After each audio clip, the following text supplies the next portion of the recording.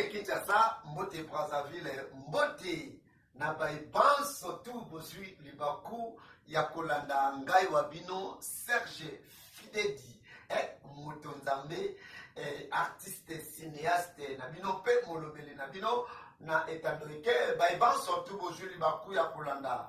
Émission oyo ezali émission likalisi émission wapi to beta kama solo biso nabino elongo pona koyeba qu'est-ce qui se passe dans notre pays sujet du jour ezali nini nini oyo esengeli to pesa na likalisi to loba to dénoncer yango pour que peuple na biso batambola na kati ya ignorance té.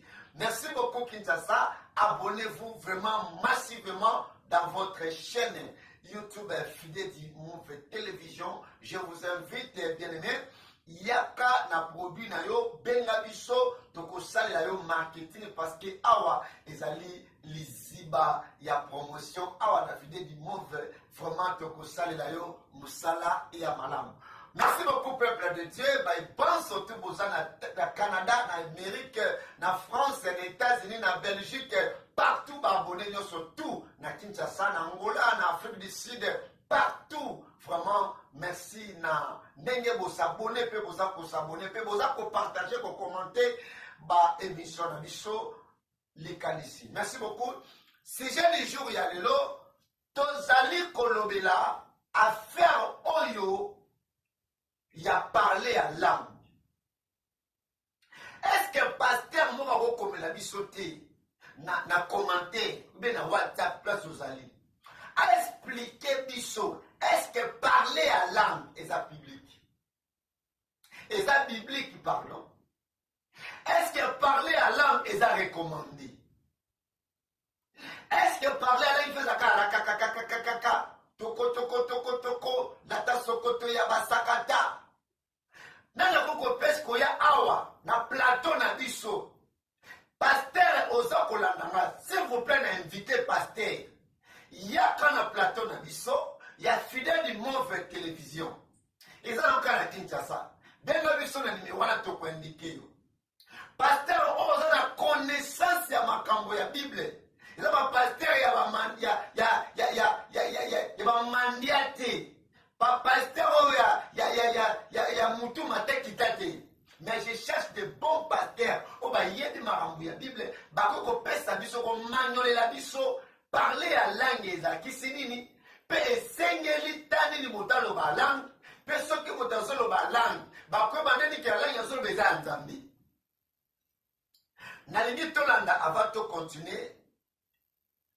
Moko ya ba pasteur na kati ya République démocratique du Congo aza koloba nini pona parler à langue munoko ya sika eza rababababa te eza shikara mama te eza makaya bobo te eza mama Sandra shika baba Sandra pe te eza machika Czechoslovaquie te chandara mama Marita Menegide te eza minoko ya incantation satanique démoniaque munoko ya lola okoki ko répéter yango mbala mibale te esoki nzambe akitisi minoko mutu na mutu akoloba muna munoko na ye mais oh ya babandi wana ya ba réveil bindakundaku nyonso baza na munoko moko Rita Menegide makaya popo.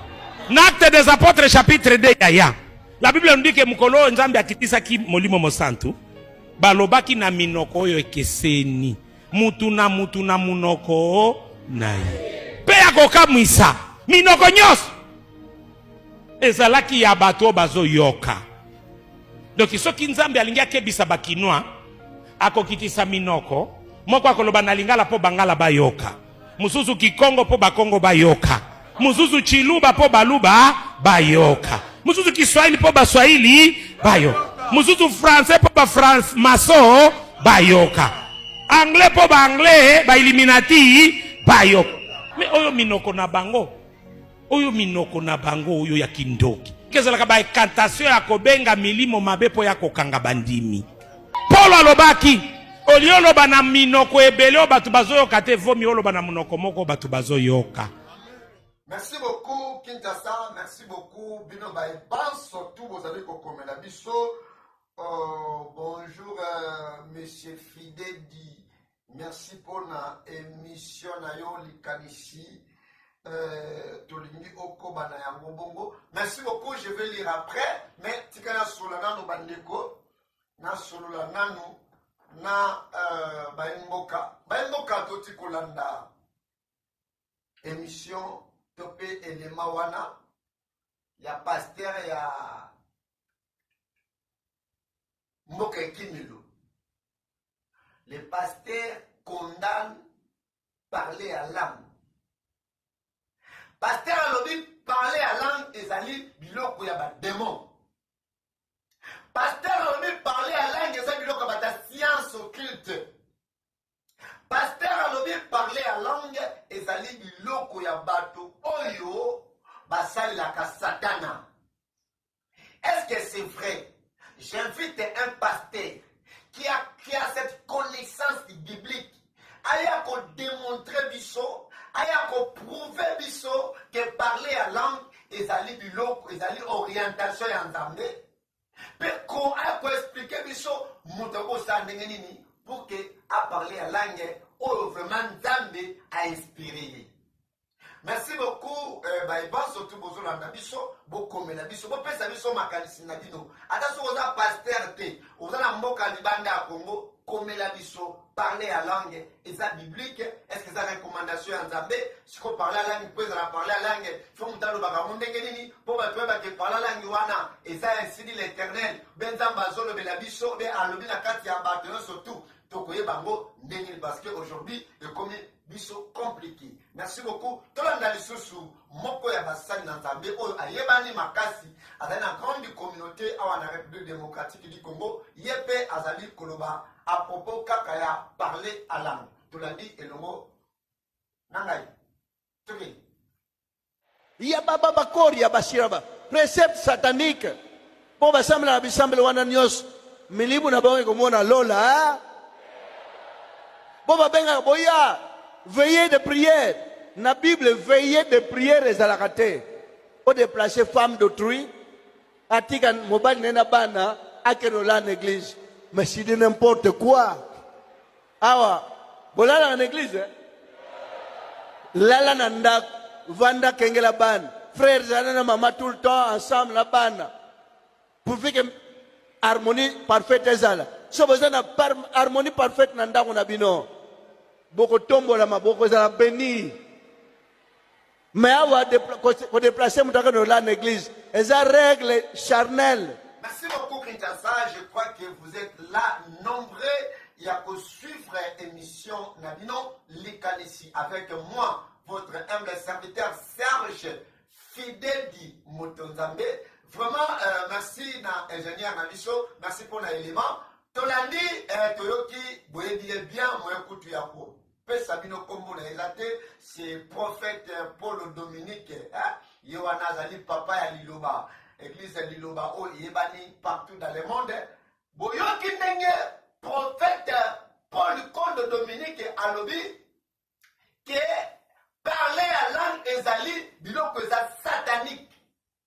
Boyoki amu, eza satanique, eza occultiste, qu'on a la veille eza mabe. Les a recommandé, pasteur n'a pas prouvé que pasteur prophète qu'on a zokosa.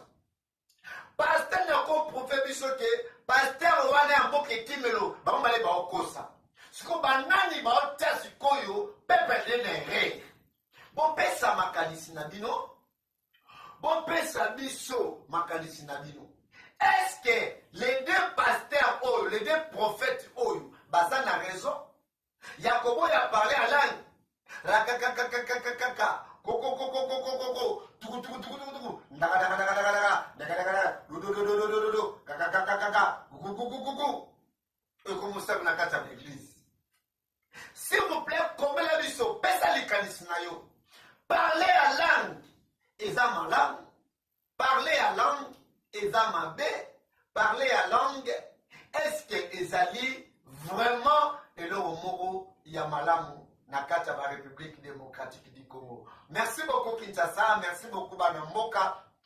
nasi nalobaki eke paster nyonso tu oyo amoni ke akoki koya awa na plateau na biso mpona komeka mpe na koexplike biso bien badetail mpe koexplike mpe perde comment faire savoir ke mutu oyo azoloba langue azoloba mona inspiration ya nzambe na temps nini na moment nini et qu'est-ce que la Bible nous dit à propos il y a parlé à langue. Merci Kinshasa, merci Brazzaville, merci Nabino Baïbanso, Bozali Wana, Liboso ya ba téléphone Nabino, Liboso ya ba télévision Nabino, Pona Kolanda, émission Nabino Likanisi et le monde Angaï, votre humble serviteur Serge Fidedi Motonzambe. Pour soutenir cette émission, envoyez-nous tout ce que vous voulez dans notre numéro. Quand on a contact sur WhatsApp, nous avons aussi besoin de votre aide, de votre soutien pour embellir encore cette émission, embellir cette chaîne de télévision Autolimi et encore plus dans le bouquet international que aussi dans le bouquet national. Que le Dieu protège la République démocratique du Congo et surtout que le bon Dieu vous protège. Merci beaucoup.